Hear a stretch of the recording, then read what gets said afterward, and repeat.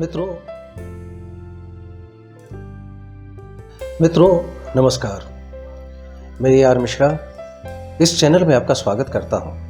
हर किसी के जीवन में किसी न किसी विद्या का प्रभाव होता है। कुछ लोगों के लिए कोई विद्या या कोई शौक जिंदगी बन जाती है और संगीत भी एक ऐसी ही विद्या है जिसके प्रभाव में कोई एक बार आ जाए तो हमेशा उसके जीवन में संगीत का महत्व बरकरार रहता है। और इसी के साथ अध्यात्म भी एक ऐसा विषय है जिसके संपर्क में एक बार कोई आता है तो उसके और भीतर जाने की चेष्टा करता है। आज हम बात करते हैं संगीत और अध्यात्म से जुड़े हुए एक ऐसे ही व्यक्ति से जिनका नाम है डॉक्टर पंकज शाह। डॉक्टर पंकज शाह महंत की उपाधि से भी सुशोभित हैं। तो आइए हम बात करते हैं डॉक्टर पंकज शाह जी से।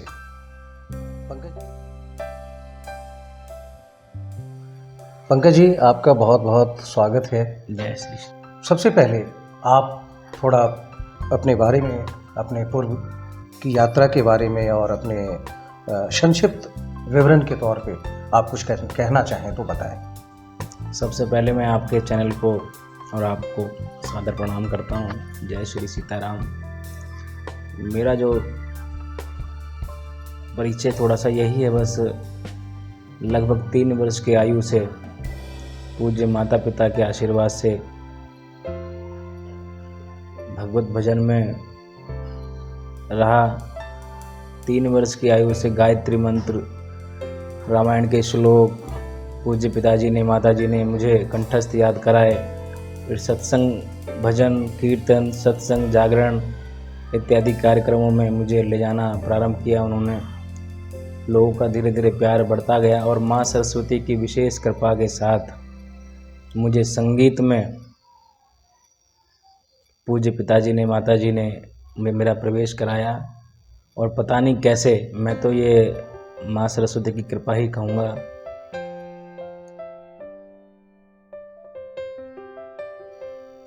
लगभग 51 वाद्य यंत्र आज मैं एज ए प्रोफेशनल प्ले कर लेता हूँ, तो ये बहुत बड़ी कृपा है मुझ पर। ये उपलब्धि नहीं कहूँगा, कृपा ही कहूँगा, क्योंकि जहाँ पर कृपा राम की होए तहाँ पर कृपा करे सब कोय।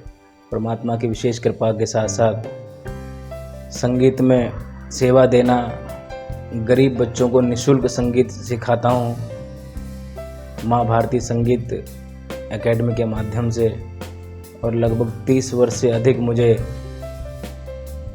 संगीत में सेवा करते हो गया है। तो ये माँ की कृपा ही है, भगवान की कृपा ही है। और बहुत सारे छोटे छोटे प्रकल्प हैं जो चलाने की कोशिश करता हूँ। अभी लगभग 14 अप्रैल को मुझे डॉक्टरेट की उपाधि से नवाजा गया। अभी 1 हफ्ते पहले राष्ट्रीय भजन गायक की उपाधि से, और भी बहुत सारे अनेक अवार्ड हैं मेरे पास। माता पिता भी आपके संगीत से जुड़े हुए रहे? मेरे पूज्य स्वर्गीय पिताजी ब्रह्मलीन बाबा श्री बालेशाह बैरागी जी बहुत अच्छे, बहुत उच्च कोटि के संत थे। उन्हीं की प्रेरणा से, और मेरी माताजी जिनका आशीर्वाद मुझे आज प्रत्यक्ष रूप से अभी मिल रहा है, तो उन्हीं की प्रेरणा है जो आज मैं इस मुकाम तक यहाँ पहुँचा हूँ। जी जी। तो संगीत में आपने कोई पारंपरिक शिक्षा भी ली या? पारंपरिक, मैंने संगीत विशारद किया है भातखंडे संगीत महाविद्यालय से। जी जी। और बस बाकी तो सब कृपा है माँ सरस्वती की। जी जी। और आपने बताया कि 51 वाद्य यंत्रों को आप जी बजा लेते हैं, तो उसकी भी कहीं आपने शिक्षा ली या वो स्वयं से? ये स्वयं से ही है मेरे को, और ये गॉड गिफ्ट है मेरे लिए। पता नहीं कब मेरे अंदर ये सब चीज़ें आती रहीं और मैं लोगों को सुनाता रहा।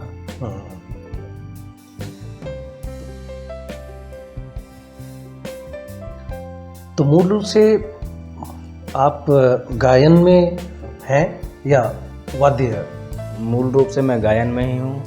लगभग 1100 से अब तक अधिक श्री सुंदरकांड पाठ में कर चुका हूँ। और पूरे भारतवर्ष में सनातन धर्म का प्रचार प्रसार करना, यही मेरा उद्देश्य है। आप भजन वगैरह गाते रहते हैं, तो मुख्य रूप से किनका भजन आपको, राम या कृष्ण? या श्याम बाबा?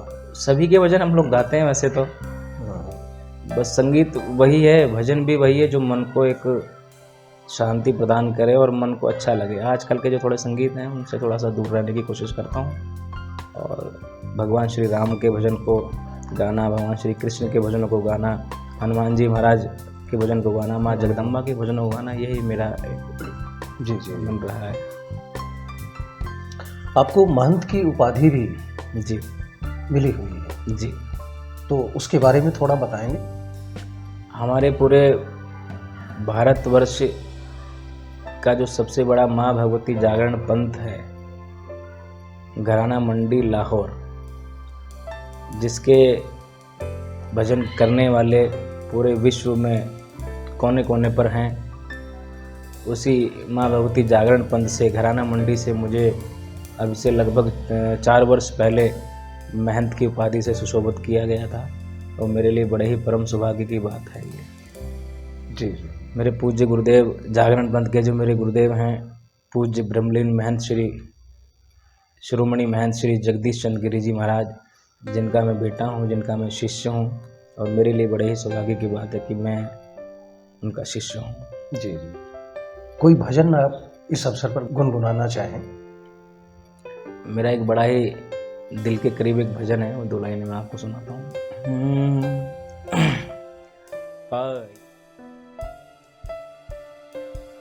पायो जी मैंने राम रतन धन पायो, पायो जी मैंने वस्तु अमोलिक दई मोरे सतगुरु, वस्तु अमोलिक दई मोरे सतगुरु, कृपा कर अपनायो, पायो जी मैंने राम रतन धन पायो, पायो जी मैंने नाम रतन धन पायो। आप क्या कथाएं भी करते हैं या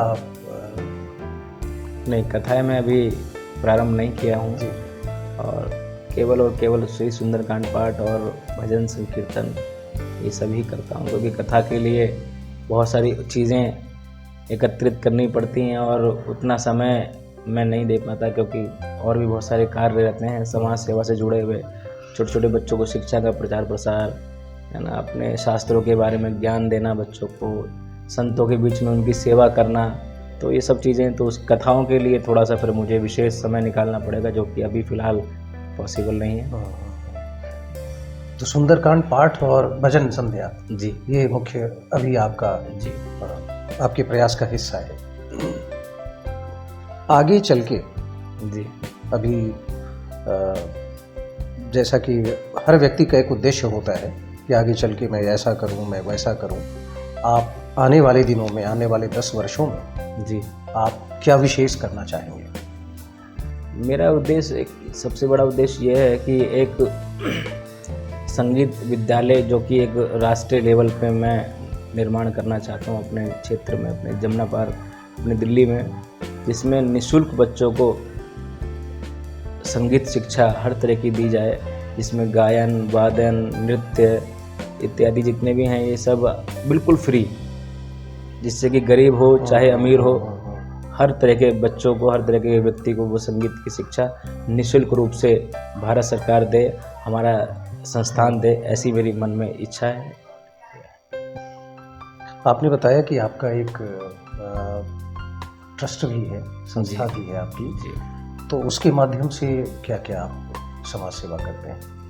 वो संस्था भी लगभग लॉकडाउन से पहले मैंने बनाई थी, ऑल इंडिया लेवल पे उसको रजिस्टर्ड कराया, और उस संस्था में सबसे बड़ी बात यह है कि मैं पर्सनल तौर पे, क्योंकि बहुत ज़्यादा पैसा ना होने के कारण, जितना मुझसे हो सकता है हर रविवार को सरकारी अस्पतालों में जाके जो गरीब लोग हॉस्पिटल के अंदर एडमिट हैं उनके परिवार के लोगों को भोजन कराना, चाहे मैं घर से थोड़ा सा भोजन बना के लेके जाता हूँ हफ्ते में या 10 दिन के बाद या 15 दिन के बाद, हर रविवार को मेरी इच्छा ये रहती है, और हर महीने की अमावस्या पे ब्रज घाट पे जाके गरीब लोगों को, संतों को भोजन इत्यादि कराना, ये सब मेरी मन में इच्छा है और जाता भी हूँ मैं। तो ये मेरा काम है, ट्रस्ट के माध्यम से महिलाओं के लिए, शिक्षा के लिए बहुत सारे प्रकल्प हैं। एक हरिद्वार में आश्रम बनाना चाहता हूँ।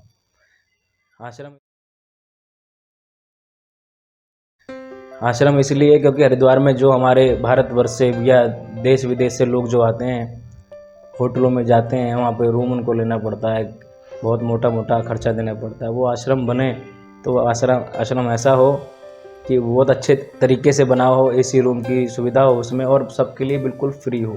उसमें सुबह का नाश्ता, दोपहर का लंच, रात का डिनर, भोजन प्रसाद, हर तरह की व्यवस्था उस आश्रम में बिल्कुल पूर्ण रूप से निःशुल्क रूप से दी जाए, ऐसी मेरी मन में इच्छा है।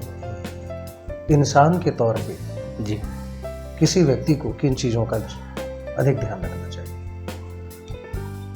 आजकल के इंसान को हम देखते हैं, और उसमें मैं खुद भी शामिल हूँ, एक पाश्चात्य सभ्यता की ओर इंसान जा रहा है। 10 रुपये की कमाई होती है, 100 रुपये खर्च करने की कोशिश करता है। तो आदमी को खर्चों के ऊपर कम से कम संयमित होना बहुत ही ज़रूरी है, क्योंकि खर्च अगर कम होगा इंसान का तो वो शारीरिक और मानसिक दोनों रूप से जो है बिल्कुल ठीक रहेगा। इस मेरी मन में इच्छा ये रहती है कि सब ठीक रहें और खर्चों के ऊपर नियंत्रित करें। जो बेफजूल के लोग खर्च करते हैं वो ना करें, सीमित दायरे से अपने परिवार का पालन पोषण करें और सात्विकता से, बस यही मन में इच्छा है। संगीत अगर कोई बच्चा सीखना चाहता है जी तो प्रारंभ में थोड़ी दिक्कतें आती हैं, जी, तो आप क्या उनको मार्गदर्शन करना चाहेंगे? छोटे बच्चों को संगीत सीखना चाहिए लगभग, लेकिन मैं ये चाहता हूँ कि जो मेरा खुद का एक मन है, हालांकि मुझे भगवान की कृपा से 3 वर्ष की आयु से ही संगीत में दिलचस्पी होनी प्रारंभ हो गई थी, परंतु आजकल जो बच्चों को मैं देख रहा हूँ लगभग 5 साल की आयु या 5वीं क्लास के बाद, 5वीं क्लास के बाद ही संगीत प्रारंभ करना चाहिए। उसमें क्या है कि शिक्षा के लिए फिर थोड़ा बच्चा समझ पाता है कि भाई क्या ये सा है, ये रे है, उसको कुछ पता ही नहीं होगा कि ये ABCD क्या है, तो फिर उसका सीखना बेकार है। तो 5वीं क्लास तक तो कम से कम उसको पढ़ना चाहिए, उसके बाद संगीत में उसको जाना चाहिए मेरे हिसाब से।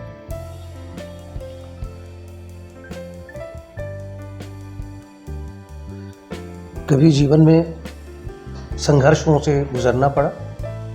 हाँ बिल्कुल, लॉकडाउन के समय में तो सबके साथ हुआ है, मैं भी रहा हूँ उसमें शामिल। बहुत स्थिति नाजुक रही, लेकिन फिर भी लोगों के लिए सेवा करना उस वक्त भी मेरा जारी था और आज भी जारी है। प्रवासी लोग जो अपने अपने घरों को जा रहे थे लॉकडाउन के समय, मैंने उनको देखा है। हमारे यहाँ से निकल के जाते थे, हजारों लाखों लोग रोज़ निकलते थे। तो जितना बन सकता था यार, 10 बिस्किट के पैकेट भी यदि मेरे जेब में पैसे हैं तो मैं वो दान करता था। ज़रूरी नहीं कि मैं हजारों लाखों का भंडारा करता, नहीं, ऐसा नहीं कहूँगा। जो सच्चाई है वो बिल्कुल ठीक बात है, वो मैंने लोगों को दिया और मन को बहुत शांति भी मिली। वो संघर्ष था मेरा, एक समय भोजन किया, शाम को भोजन मिला या नहीं मिला वो भी एक समय मैंने देखा है। तो आज परमात्मा की कृपा है, तीनों वक्त का भोजन बड़े ही सुकून से मिल रहा है। और आगे परमात्मा, भोजन की इतनी इच्छा भी नहीं है मन में, बस यही बात है कि लोगों का किसी भी प्रकार से उद्धार होता रहे, लोग धर्म से जुड़े रहें, भजन करें, भक्ति करें, परमात्मा का ध्यान करें अपने व्यस्ततम समय से समय निकाल कर। नई पीढ़ी के बच्चों से, लोगों से आप क्या कहना चाहेंगे? नई पीढ़ी के बच्चों को, वैसे तो नई पीढ़ी के बच्चे खुद एडवांस हैं, आजकल के सब समझदार हैं, पर फिर भी जितना समय आप लोगों को मिलता है, थोड़ा सा समय उसमें भजन के लिए आप ज़रूर निकालें, क्योंकि आपका यदि शुरुआत मजबूत होगा तो अंत भी आपका मजबूत ही रहेगा। तो भगवान की भजन के लिए भक्ति निकालें, भक्ति के लिए समय निकालें, ऐसा मैं आप सभी से निवेदन करना चाहता हूँ। आपका बहुत बहुत धन्यवाद कि आपने समय निकालकर हमसे थोड़ी बातचीत की। मित्रों, आज आपने महंत डॉक्टर पंकज शाह जी से एक बातचीत, एक मुलाकात की है, उसका आनंद लिया है आपने। अगली बार किन्हीं और शख्सियत से हम आपको मिलवाएंगे।